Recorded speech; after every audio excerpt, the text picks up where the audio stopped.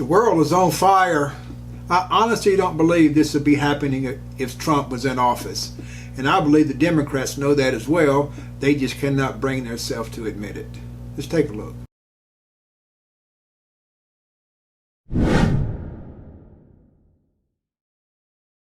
Supreme Allied Commander, who is now Carlyle Group's Global Affairs Vice Chair, and an NBC News Chief International Analyst. And Admiral, thank you for being with us this morning. This does sound like things have stepped up pretty significantly. You're talking about more than 20 missiles and drones that were launched and taken out by the U.S. Navy. How would you characterize what's happened here?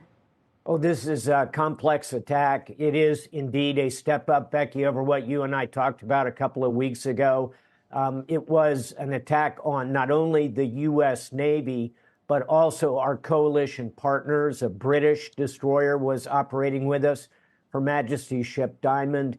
And above all, and you're showing it right now, it's an attack on commercial shipping. I mean, there were dozens of commercial ships in the vicinity of this complex attack. And I really underline that word complex. Look at the video you're showing. These are very capable warfighters.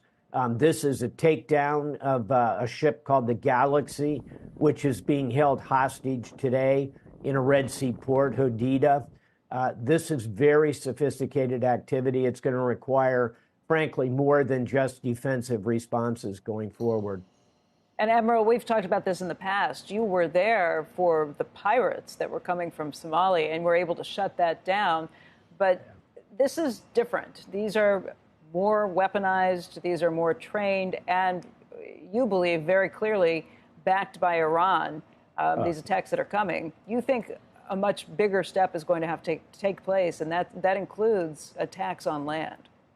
Unfortunately so. I think some folks will remember the movie with Tom Hanks, Captain Phillips.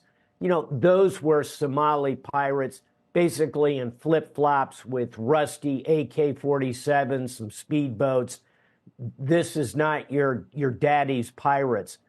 These are state-sponsored by Iran, so they have access to all the equipment, the training, the organization. They've been at war with the Kingdom of Saudi Arabia and the UAE for over 10 years. They control half of Yemen, particularly that Red Sea coastline. So simply putting a few destroyers out there and fighter jets, which are all good and capable, and we should be doing that, I just don't think, at least thus far, the Houthi pirates and their masters in Tehran are getting the message. So this is going to be a week of decision, I think, for the White House as to whether to go ashore. Ultimately, Becky, to close, we had to go ashore to go after the pirate camps. I think we're going to have to do something along those lines now. We're almost out of time, Admiral, but the risk of the war in the Middle East expanding if we do that. Yeah, it brings us to not just Houthis, but Hamas and Hezbollah. What those three terrorist organizations have in common, besides beginning with the letter H, is they're all funded, sponsored, and directed by Iran. So, yes, this also increases the potential for a wider war up to the 25% range, I would say. That's dangerous.